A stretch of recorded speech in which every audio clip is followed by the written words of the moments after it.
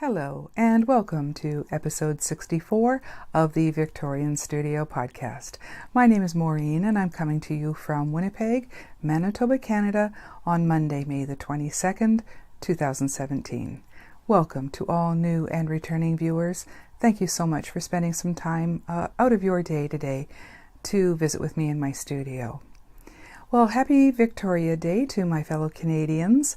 It's a stat holiday today and the first Monday that I have off for the rest of the summer. I take my vacation a few days at a time. I have quite a few vacation days built up over the years, and so I like to spread them out over the summer and have a long weekend every weekend up until the fall. So this is my first Monday off up until I think after Thanksgiving. So I'm really looking forward to having a long weekend every week. So I hope everybody's having a great Victoria Day. It's a very rainy weekend here in Manitoba, unfortunately. But at least this year we didn't have to worry about that ourselves. No camping or anything like that like we used to many years ago. So it seems to be a May tradition that it rains on the long weekend. Well, I wanted to apologize for the delay in the podcast. It seems that April, May, and early June is a very busy time for our family. There are multiple family birthdays, of course, Mother's Day, Father's Day. We have an anniversary coming up. It's been very, very busy, but this year was even busier for me because we celebrated my father's 90th birthday this year. And to celebrate, my sister, brother, and myself put together a family gathering at my sister's home to celebrate his 90th birthday. His sister came in from out of town. My cousin came in from out of town with her. We had all kinds of cousins, and it was a wonderful time to see aunts and uncles and cousins. So we had a wonderful time. But one of the things I really wanted to do for my dad was to put together a video slideshow of his life. And so I was able to sneakily get his family photo albums from my mom and dad's place and scan them and put them into a slideshow using iMovie. It's the same program I use for my podcast here. So luckily I had lots of experience with it because I had over 200 photos to put in. I scanned them, fixed some of them up, some that were a little worse for wear, and also added some music that I had chosen that was appropriate for the era as we went from 1927 till today. So it was a lot of fun to put together. It was luckily his family was fairly well off when he was young, and his sister is a few years younger than him. So for the first few years of his life, his parents took a lot of photos of him. As I said, we had over 200 photographs, and it was wonderful seeing the ones from the 20s, 30s, 40s, up through when he met my mom, and of course with their children and then grandchildren.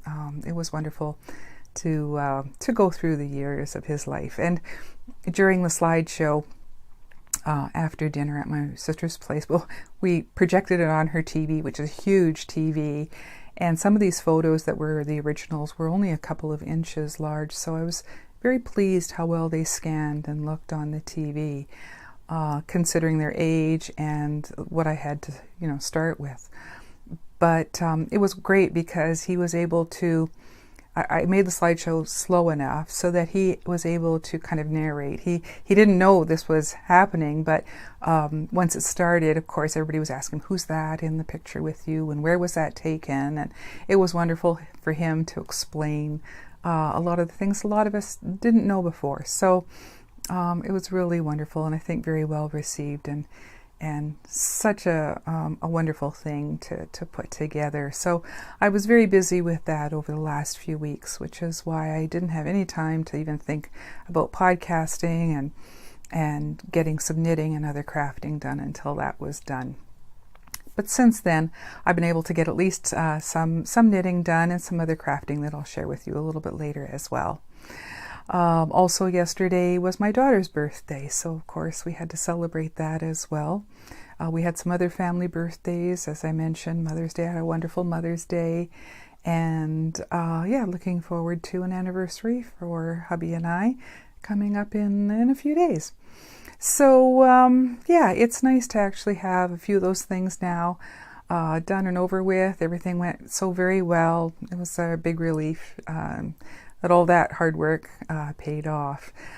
So yeah, finally I was able to get back into a little routine over the last week or so and catch up on some knitting and other fun art stuff. So yeah, so my apologies that this is delayed by about a week. The Harry Potter knit-along is going strong as ever. I was amazed to see we have over 1,800 posts in the thread over on Ravelry. If you're interested in making anything Harry Potter related, knitting, crocheting, weaving, loom knitting, just head over to the Victorian Studio podcast group on Ravelry. There's links below in the description, and if you haven't joined the group, please do. And you can be eligible for some fun prizes that I've put together. All the rules are in the post, and thank you, Vonnie, so much for your moderator duties. You've been invaluable to me, especially over the last little while. I even had time to read the posts and go through it, and I hope to catch up soon, but I really do thank you so very much for keeping up with that knit-along thread. And thank you everyone who's participated so far, and I hope you're having fun. A little bit later in the episode, I thought I would just draw for another prize, and the next episode I'll do month-end prizes for the knit-along as well. So let's see, I thought I would start today with my knitting with a few smaller crafts that I've been doing for the Harry Potter House Cup. The last episode I mentioned that the new spring term had started. So at the beginning of the month, I knew I was going to be very busy about the middle of the month. So in the beginning of the month, I was able to craft a few small items and submit them to classes for some points for Gryffindor House. So I thought I would share those with you first. So the first one that I did was a project that we were asked to do for a class called, or it's not a class, it's actually an extracurricular activity, Quidditch. And all that is a group on the HP Cup, House Cup group, that they come up with a prompt of something that they'd like you to knit or crochet to. So this time it was a food item. And so I thought I would just do a little Harry Potter birthday cake pin cushion. We had to do something either a food item, a 3D food item, or share a recipe and then I think do a craft with that. But I decided to do the 3D food item. So I looked at pictures online of Harry's birthday cake from the first movie, and here's a picture of it here. This is a unique birthday cake made by Hagrid for Harry, and it's pink with green icing, or pink icing and green lettering. So what I thought I would do is just kind of wing it. I didn't have a pattern or anything. I just wanted to make a small cake. I had seen some other people do pin cushions that were in the shape of muffins or cupcakes or things like that. So I thought, well, I'll do Harry's birthday cake since it's a Harry Potter group. And so I just did the top of the cake first of all, just starting in the center and then increasing until I got a circle, and then just did a large rectangular shape, wrapped it around and sewed them together. I did the bottom as well in a more cake color. That's actually some hand spun that I had done a while ago, some Corriedale. But this is just cotton that I used, the Bernat cotton, for this project. And then I also had some green cotton as well, and did the lettering for the cake. And of course it's not neat, it's not supposed to be. It's supposed to be like that photo you saw, with Hagrid's writing and the spelling mistakes, and it says Happy Birthday Harry. And what I did was, once I put it together, is I got a piece of plastic from a jug that we had, I cut it off to make the sides nice and stiff so it would hold its shape, and then I stuffed it with some stuffing so that I could use it as a pincushion. So that was a very quick and easy Quidditch points. I'd never played Quidditch on the house cut before, so the next prompt I think is next week or later this week for the next round of Quidditch. But it was a fun little project just to get done. In a couple of hours I was able to get that done. So that was my first project. The next one that I was doing for some of the classes, they had different prompts. Like I think one had you had to do something blue. Another thing was to do something for the house. So I thought for both of those I would do the same pattern but in different colors. And I went to my old standby quickie project, washcloths. So as I mentioned, I did the same pattern, and this is, I believe, a free pattern on Ravelry, and it's a new one to me. It's the first time I had knit it, called All Washed Up. And this is by Jill Arnish, and a very easy washcloth. It only took a couple of hours using size 6 needles, and again, Bernat Handicrafter cotton that I use for all of my washcloths. So I have a lot of this cotton in my stash, so it was easy just to get these knit up really quickly, and we use them all the time in the house. So the first one, I think it's just a 4-row repeat. It's very, very simple repeat, and I really like how it looks in the white as well. So those were some easy classes to get in and get some points for our house. So the next class that I wanted to do was I can't remember the class name, if it was Charms, where they asked us to do something that either had, I think, flowers or birds. And I wanted to do a bird that I hadn't tried before. I have done, there was a bird pattern that I've done really, I think it's a bluebird of happiness that a lot of people have done. But I wanted to do a different one. I had seen during our toy cal, I can't remember who it was, but I definitely remember her doing birds and having them photographed in her tree, and they were so nice. I always wanted to try that pattern, so I thought this was a good opportunity to try this. I believe it's called the Songbird pattern. So what I'd like to do is do a few of these different birds, but for the class I downloaded this Songbird pattern by Sarah Elizabeth Kellner. I think this one is free as well on Ravelry. I used US 1.5 needles and just used some Bear Felici that I had dyed up for making my Hedwig owl toy. So each bird only took 26 yards of yarn, and I used also a little bit of yellow for the beak of the bird. But this is a very interesting construction, and I really love the results. This is a very cute bird, and of course I used a little bit of black for his eyes. But I really like it because, like I say, the bird also has wings, and the Bluebird of Happiness pattern doesn't. So this was a very interesting knit. The way it's constructed is really good if you want to do a more realistic colored bird, in that you start with the breast and the two sides of the bird, and the way it's written is you can change those colors, so you can have the back of the bird and the side of the bird one color, and then the breast, say, a cream color, and then you do the head afterwards, and you can bring those colors up into the head or change them depending on the species of bird that you want to do. So I'm really interested in making more of these, but for my first try, while I was trying to understand the construction and how it really worked, I thought I would just do it in the one color. So yeah, I'm very pleased with that. The Felici was really great to use.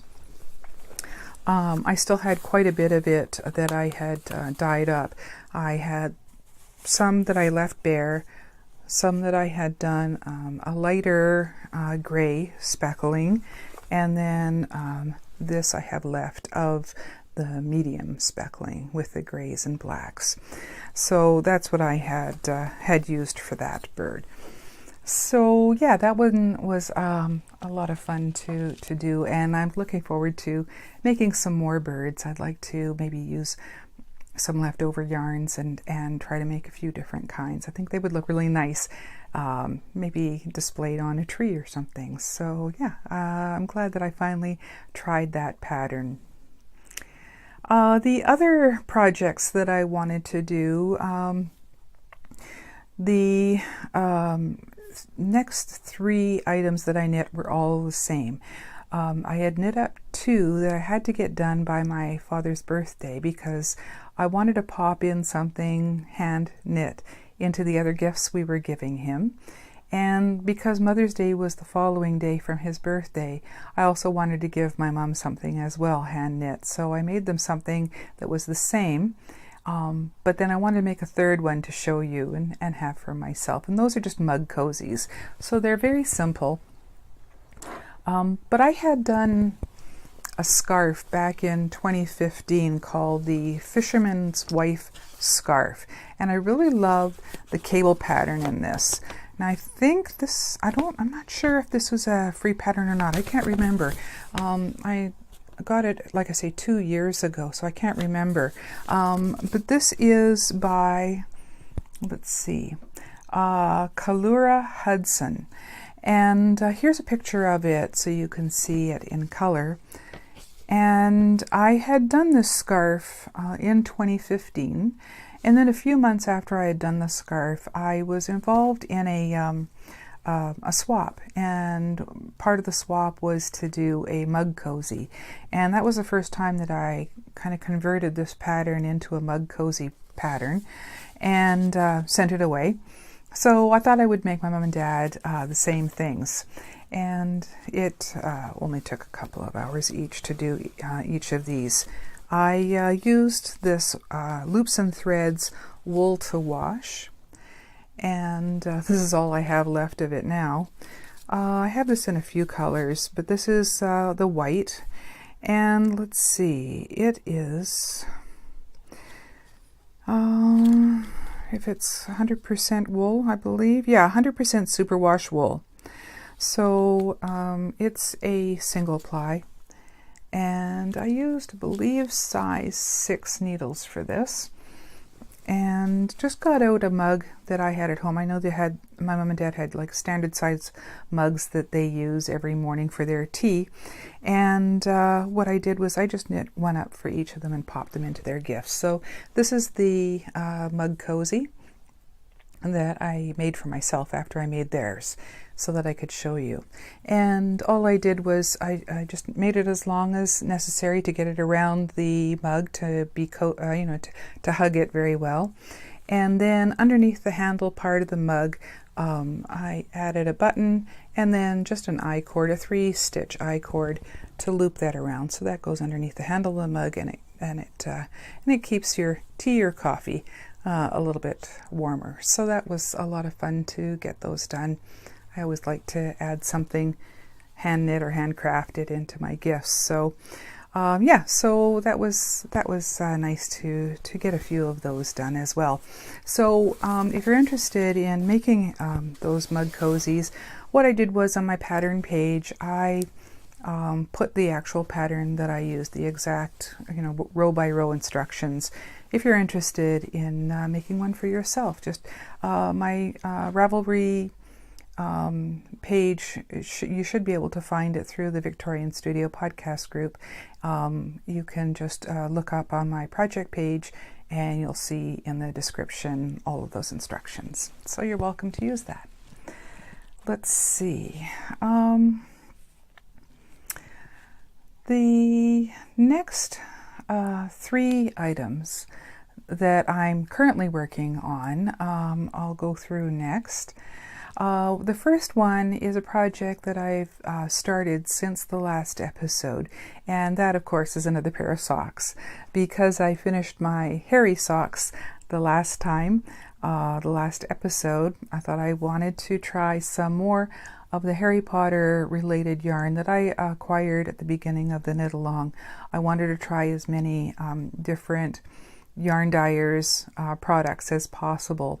So one of the ones I was very lucky to be able to find was the London House Yarns Four Founders colorway. So I'm calling these my Four Founders socks. So those I was working on for a few days, and I got a fair amount done, but then I've put them away for a little bit because I'm at the point where I'm going to have to dye up some contrasting color yarn for the heel and toes. So what I did was, again, doing them concurrent as I always do, I made the cuffs a little bit longer because what I wanted to do was go through all four house colors in the yarn in the cuff, and then also do all four house colors in the leg before I started to do the German short row heel. So I'll probably do that again in black to go with these. So it only took a couple of days to go through this, and it was great because I didn't have to do any counting. When I wound off the yarn, I made sure that I started and cut the yarn at about 50% in exactly the same spot, so that I started at the same spot, and it'll always be even going down. So as soon as I started to get to Gryffindor starting again, I knew that's where I wanted to place the heel. So I just had to get to the dye pots and make some yarn for the heels and then for the toes, and I can get back to these. But I'm very pleased with this. This is the colorway. As I said, I split that off into two before I even started. And I have their card here, the London House Yarns. And this is 75% superwash merino, 25% nylon. It's beautiful, and it's 425 meters, so I'll have plenty. Even though these cuffs are longer than I usually do, I'm going to have plenty of yarn, I know. So they've been a lot of fun to do, and as I said, ever since I saw the Four Founders colorway, I know it's sometimes hard to get. You have to catch her on as soon as she updates. I think through Instagram I found that she was doing an update and was able to snag some of this as well as some Pokemon colorway from her. So I'll try those a little bit later. But yeah, it's been also nice to try yet another Harry Potter related colorway. And the next project you're well aware of if you've been here before. I'm continuing to work on my Bubble Mania scarf. And I'm doing this to enter into the Pen, Hook and Needles Autism Awareness Knit Along. And Talia and Marlisha over at Pen, Hook and Needles are such dear friends. I try to participate in all their knit alongs throughout the year, and this one I believe goes until June 30th, so still plenty of time. But I've got a fair amount done on this. This I found to be my kind of mindless knit. It's a very easy pattern to memorize. Here's the pattern here, and it is free as long as they just ask if you would favorite the pattern on Ravelry. And yeah, it's by Diana Rosentian. And what I'm doing is just using some Adelong Artistic 8.1 rainbow yarn, of course, because the Autism Awareness Knit Along is to knit something bright. So for the past couple of years, I've wanted to do rainbow styled projects. So it's great working with this. I love this yarn. The gradual transitions between the colors are just beautiful. And so I've got a fair amount done over the last little while. The last time I showed you, I have my little chocolate frog progress keeper here. Last time I showed it went from the purple, red, orange, yellow, and just going into the green.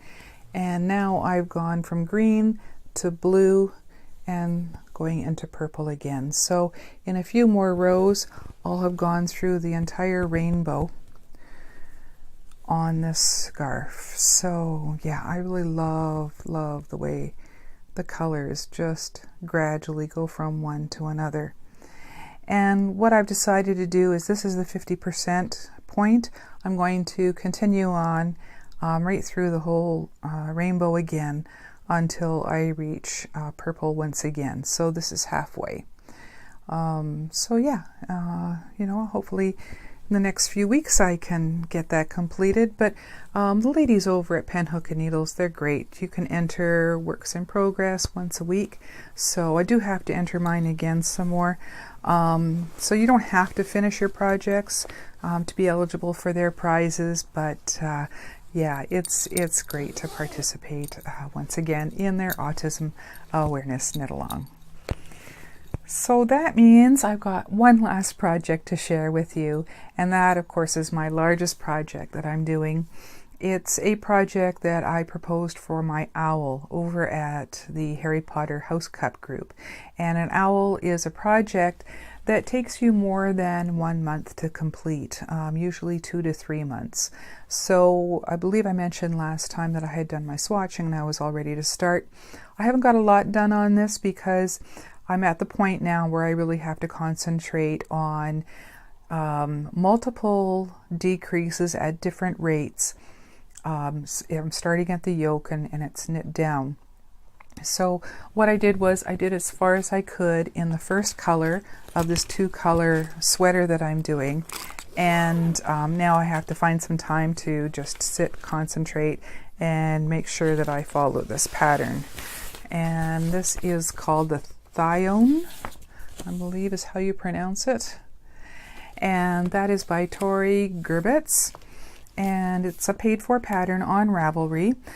There's a lot of projects that a lot of people have done these projects, so it's been great to read through and favorite some of the projects that have some really helpful hints, and so that's been great.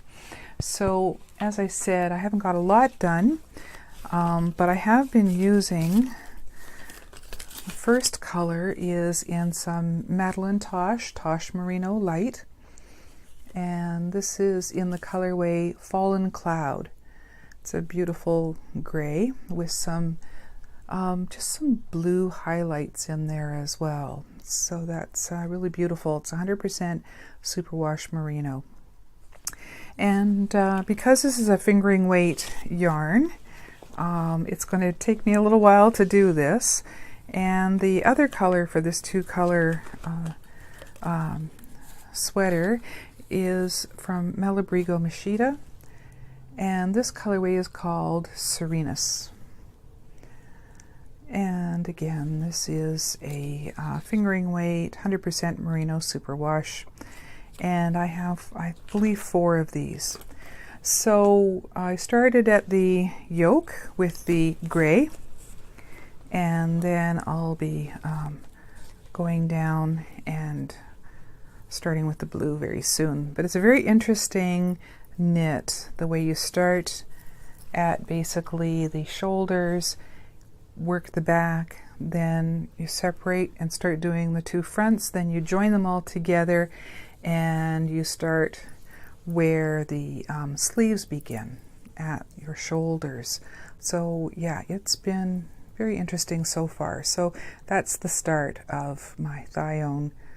It's a cardigan, so it will have a button band around the front, long sleeves, and some patterning, as you saw in that design. So it's coming along very well. But I must admit I'm a little nervous about the next step, because it does warn you to read through all the instructions ahead of time so that you know what you're doing. And yeah, it's been a learning experience. So I'm looking forward to concentrating on that a little bit more, because I do have to get a fair amount done before the end of May so that I can keep up with the progress of that project. So that's it for knitting. You know, not a whole lot done, some smaller projects. But yeah, because it's been a very busy time for us, I'm very pleased in what I was able to accomplish to share with you this week. Hope you enjoyed seeing that. The other things that I've done over the past couple of days mostly is making some more stitch markers. And these ones I wanted to make because I wanted to try a new style of stitch marker so that I could throw a couple in with some other gifts that we gave my daughter, who's also a knitter, for her birthday. So I'll share those with you first and then show you some of the other ones I've been working on. So as I said, because it was her birthday, I thought I would make her a birthday cake stitch marker. So what I did was I made the entire cake and then cut it up into 6 slices and then created a stitch marker from each slice, and of course gave her hers already. But this is a chocolate cake stitch marker that I created, and with a chocolate icing. And there's a red rose and some green leaves on the top of each one. So those I made into little progress keepers. They have the lobster clasp on them.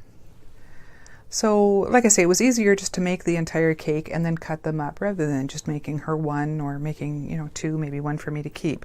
So I have the entire rest of the cake here that I thought I would just create as well. I'll show those to you. I'll put photos at the end, of course, that you'll be able to see them a little bit better as well. Photos are always better than the video, and how I made them. And I thought, well, I have a lot of stitch markers that I've been making multiples of, and of course the ones that are Harry Potter related I'm keeping for prizes for the Harry Potter knit along, which have been a lot of fun. But some of the ones like this that aren't specifically Harry Potter, I was thinking, well, I could keep them as prizes for maybe some other knit alongs, maybe in the fall, if I do the toy along again with pinhook and needles. Not to assume that they're going to ask me to participate again, but if I do another knit along, I could keep them. But I've also been asked for a little while now, if I sell any of my stitch markers. And up until now I've been saying, well, no, but I have been seriously considering adding some. I already have an Etsy shop. And I was thinking that maybe it would be good for me to maybe have a few of these stitch markers for sale if anybody wants them. I don't know if they would. But I was thinking maybe that would be a good way to maybe finance some of the costs of the podcast, mostly postage for when I send out parcels throughout the world. So I'm seriously considering, maybe putting a few of these stitch markers up for sale. I haven't yet. I don't want to turn the podcast into just an advertisement for my shop or anything like that. But I thought maybe it would be a good way if anybody did want some of my stitch markers, that they could just head over to an Etsy shop and get them that way. So I will see about that. If I do decide to put these into a shop, I'll certainly let you know. But after I did birthday cake for her, I also wanted to try a new kind of stitch marker that I hadn't tried before, but I had seen online. I've done the butterbeer stitch markers for Harry Potter, but I wanted to do some tropical drinks and give her a couple of those. I thought they would be fun for her as well, because she turned 26, so it's not like she's very young. So yeah, I made a couple for her, and I also made a couple, of course, just to keep. So those are the other ones I made. I had some leftover epoxy, so I made a little beer, first of all. I didn't give her a beer one, I gave her tropical drinks ones. There was also more of a tropical beer with fruit pieces in it. So those were just using leftover epoxy, because what I did make for her were these stitch markers that look like little tropical drinks. And as I said, if you can't see these very well, I'll put photos in at the end as well. But it's basically just these plastic glassware that I got from Miniature Suite. And I used epoxy and some of the little miniature fruit canes for both the rim of the glass and inside. And I filled it with a different colored epoxy, and I've also used some of the fake ice cubes in these drinks as well. And for the straws, that's just a paper clip. So one of the plastic covered paper clips. So I saw that online, and then I just used an eye pin and of course the findings to make them into some stitch markers. So this, I had some red and blue left over, so I just kind of mixed them together. It's a little dark, this one though, but I still didn't want to waste the epoxy, so I just popped it into that one. And then here's another one as well. So again, with the little fake ice on the top there. And they think they turned out really cute. She really seemed to enjoy her birthday cake and her tropical drinks in with her other gifts for her birthday. So over the last couple of weeks, as I said, I've been doing some other stitch markers. I thought I would make some more ones that I've already made, and then I also made a few new ones. So let's see. I had decided to make a few more of the puzzle pieces that I had done for the Pen Hook and Needles Autism Awareness Knit Along, because I know some people have been asking about these. So I thought, well, maybe I'll just do some of these. I first started to do them because I had some leftover epoxy, so I popped it into some of the molds. So I thought, well, I might as well just make a few while I had the epoxy out. And I also made 3 more molds of the puzzle pieces, so now I have 6 that I can make these a lot quicker. So if I do decide to sell these online, it won't take so long. So I've done 6 of the red as well, and I've got some blue ones that are just curing right now. Let's see. When I did my Easter bunnies, the chocolate Easter bunnies, I had some left over, so I decided to put those on findings as well. So I have a few of those Easter bunnies as well out of the chocolate colored Sculpey. And because I had some chocolate colored Sculpey left over, I made some more of the little mini chocolate frogs. So I made 4 more of these. And again, these are from a mold that I did the original from, so these were easy to pop out. And you know, these I can either decide to sell or give a few more away for the knit along. I painted up a couple of the owls that I made from last time. So I have a couple of these little guys, that one and that little guy. So they were a lot of fun to paint up and get findings on. Those there. And let's see, what else was I doing? Oh, and then I wanted to do some stitch markers or progress keepers out of some of the breads that I had done earlier.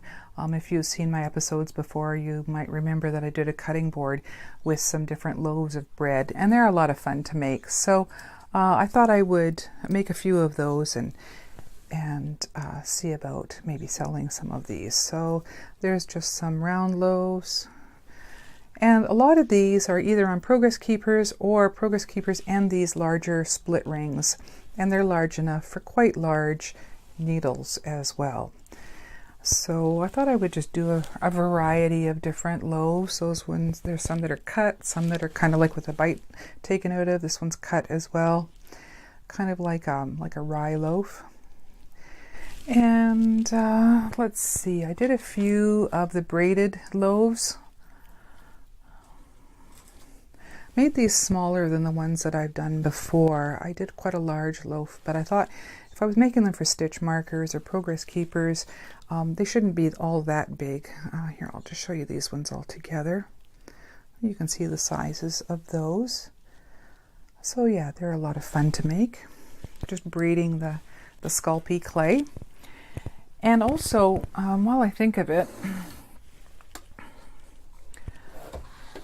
I received some pastels that I was waiting for from an eBay sale. It took quite a while to get here, unfortunately, from the UK, but I was really looking forward to getting these. This is what I used to color the loaves of bread and some of the other stitch markers. The polymer clay, if you use a pastel on it, either wet or dry, dusting it or actually painting with the pastels, they work really well. And Rembrandt pastels are very, very expensive, and these were dirt cheap on eBay, so it took a while to get here, but it was well worth it. I was really pleased to finally get these. So I have the Faber-Castell, I believe. I have a larger set, but I really wanted to try the Rembrandt, and it's beautiful, beautiful colors in these soft pastels. So I used those. Here's some more breads that I used, and as I said, they're made out of Sculpey, then colored with the pastel, and then they're sealed with varathane so that they won't rub off. So there's a couple of loaves of bread like that. And then the other thing I wanted to try, this is the first time I've tried making this item, I always wanted to do some croissants. So what I did was I made one, and I was fairly pleased with how it turned out. So I decided to make a mold out of it so I could make more of them more quickly. The breads that I've done are all hand created individually. They aren't made from molds at all. But the croissant really took a lot of time to create. So I made the first one, that's my master, out of Sculpey. So it was just created, and then you bake it, and then I use my 2-part mold putty to create a mold. And oh yeah, here's the mold I made from it. So it was easy to do that. And then last night, actually, I was making a few croissants. So I've made, I think, 4 of them in all. Yeah, here's the one I'm going to keep for myself, kind of my master, so that I'll know how to make them again. And I made 3 others that will be progress keepers. So again, using the pastels to color them, and then sealed with the varathane as well. So that was a lot of fun as well. So let's see, the other last thing that I wanted to do, of course, that I've seen quite a bit of are donuts. So I tried 2 different styles of donuts, and the first ones I thought were really fun. They're like a sugared donut. I hope you can see them there. Like I say, I will also put pictures in at the end so you can see them better. Yeah, I just used some glitter on these to make them look like they were sugar-coated donuts. And the glitter that I used was some Martha Stewart glitter that, again, I keep my glitters in these antique salt and pepper shakers. So this, I think, was just perfect. It's a very fine glitter, and it worked really well. So I'm looking forward to making more sugar-coated items for that. And the last one I have to share with you is still drying. And I just stuck my finger in one side of it, but you can see as soon as it's dry, I'll be able to trim this piece of wire so that I can make a hook to add the jewelry findings to. But this is a chocolate glazed donut, so as soon as that's dry, I'll be able to make that up, and then I'll hopefully make more of those. So each one of these donuts is created separately, and the eye pin is inserted from the center right out to the side, and then, like I say, I just make it a loop out of it when it's all dried, and add the findings onto that. So I thought that was really fun too, to have a chocolate glazed donut. There's lots of different kinds. You can put sprinkles on them, make them different colors, all kinds. So I think it'd be fun to make a few up like that. The chocolate glaze that I made out of that was using the soft pastels for color. You just scrape off the pastel. I used the dark brown color that's in here and mixed it up with some of this Fimo liquid. And this is something that I couldn't find locally. I had to get this from the UK. But this is what a lot of the miniature artists use for sauces and glazes and that kind of thing as well. So I'm really not sure how long it takes to dry. This is the first time I've used it. So yeah, I'm looking forward to trying some more of this as well. So, I may have to actually oven harden this. Okay, that's why it's not dried yet. I just noticed now, oven hardening. So it looks like I'll have to pop that back in the toaster oven to harden that up.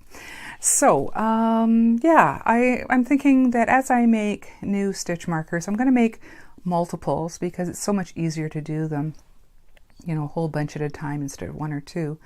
And maybe once I have, a fair amount put together, I'll think about adding them to my Etsy shop, and selling those. But yeah, I'll have to think more about that. And like I say, that would just help me pay for some of the things that, especially postage for sending out prizes, because I really do enjoy sharing some of the things that I've made for prizes for the viewers of the podcast and the people who participate in the knit along side. I really do appreciate them participating and encouraging everyone that is playing along. It's been a lot of fun to host, especially the knit alongs.